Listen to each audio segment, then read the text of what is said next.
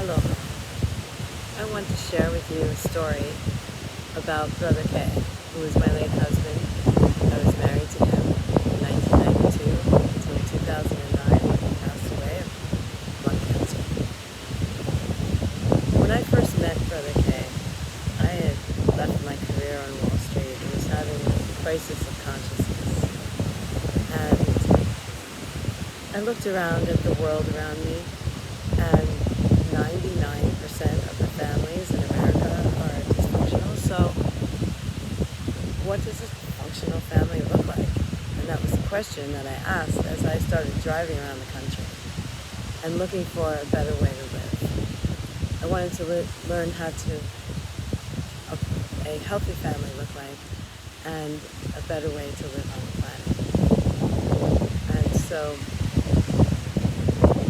while I was traveling, I had a dream where a black seal led me to Hawaii. And so I followed that black seal.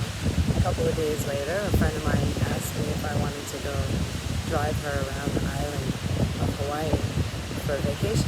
So I went. And while here, I felt like this is the place that I might find what I'm seeking. A couple of months after I moved here, I met Bruddah Kei. And his whole name is Kei Hana Kumukua Kahi. And so when he met me, he could see that I was very troubled. And the first thing that he said to me was, it was a good idea at the time, and now you have a better idea. And so that really struck me and helped put my troubles at rest. It took a while. I didn't do it right away. It took a while for me to really grasp that and work with that.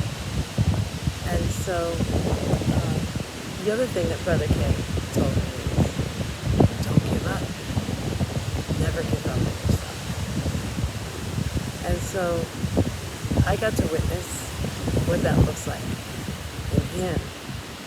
As every day when we woke up in the morning, he went down to the ocean and checked the tides and checked the winds and checked the clouds and checked the fish. And then picked up his needle and his net and he repaired his throw net, or he was sewing a new net, until he decided whether he was going to go fishing or whether he was going to go work in the garden. And so this was significant because he had a big accident in 1981 and I had met him in 1992, and it wasn't until 2000 that we found a doctor who really was willing to help him. The doctors that he had seen before were Japanese, and as soon as he walked in the door, they just assumed he wanted pain medication and didn't understand that he was looking for a solution to the problem. And it turned out that the accident that he had, when they had done surgeries on his neck, they never found the original injury. And in 2000, Dr. Terry Smith was able to find out. And so all those years he suffered in pain. And so every day he got up, he never gave up on himself and went on with his life. Then about 9 months later, he had a stroke and he lost the whole left side of his body, the use of it. And so he sat in his chair every day and he was staring at his hand every day. And I really didn't know what he was doing. And finally, one day, about a month later, the very top of his finger started to move. And then the rest of his hand started to move. His finger started to move, and the rest of his hand started to move. And within an hour, the whole left side of his body had come back. He had been concentrating all of his mana, all of his energy, all of his power on moving that one part of that one finger. And when that one part of that one finger started to move, all the rest started to move. That was not giving up on yourself. And I got to witness that. And then, life goes on, time passes, and he's dying of cancer, and he says to me, I don't want you sitting there looking at my photograph after I pass. I want you to go on with your life. And so after he passed, I really didn't know how I was going to do that, but I did by just taking one step in front of the other and started moving on with my life. But that did not mean that I was not grieving him. It just meant that I had to start moving on with my life. And so life went on, and one of his friends that he had made an agreement with years and years before, that if anything happened to him, he would help me out. And so one thing led to another, and life went on with him. And so during that time, during this time, I'm still with him. One morning I woke up and I touched my feet to the ground, and my feet hurt. And I thought to myself, oh well, I don't know what this is, but maybe it'll be going tomorrow.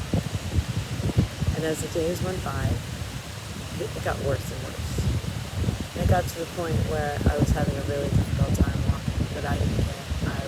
I heard those words from Bruddah Kei. No, give up. And so I would go out there and pick Opini in the rough ocean on the lava, forcing my feet to work. Every day I would do something.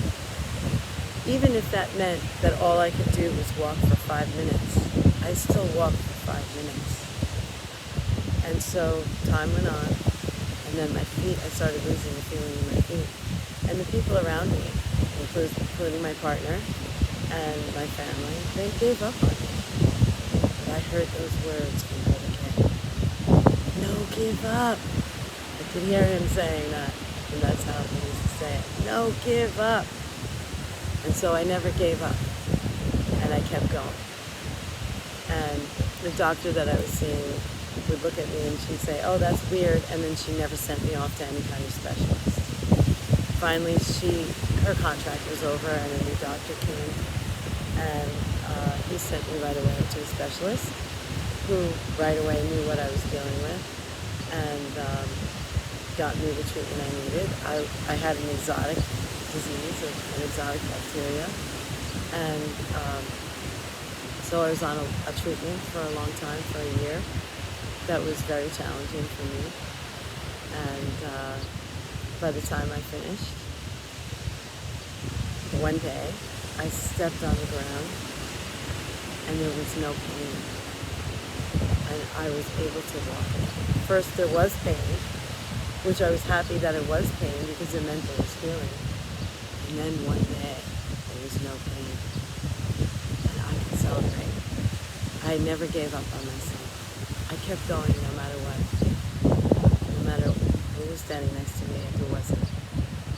And so that's the message I wanted to deliver to you, that if anything happens to you in your life and you feel like giving up, or everybody around you gives up on you, no, never give up on yourself. Be strong. And no give up. Keep going. And if ever in your life you run into those crossroads where you are having a crisis of consciousness, and what I mean by that is that you can't come to terms with something that you did, face it and look at it and say, that was one of my life lessons. How would I have known before I went there and did what I did? It wasn't a good idea at the time. And now you have a better idea. So don't give up. You have a better idea.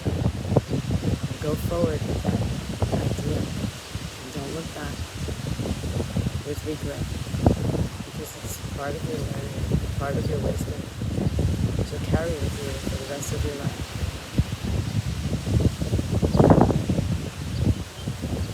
I will be sharing Bruddah Kei's wisdoms with you as time goes on, and I hope these wisdoms help you in your life.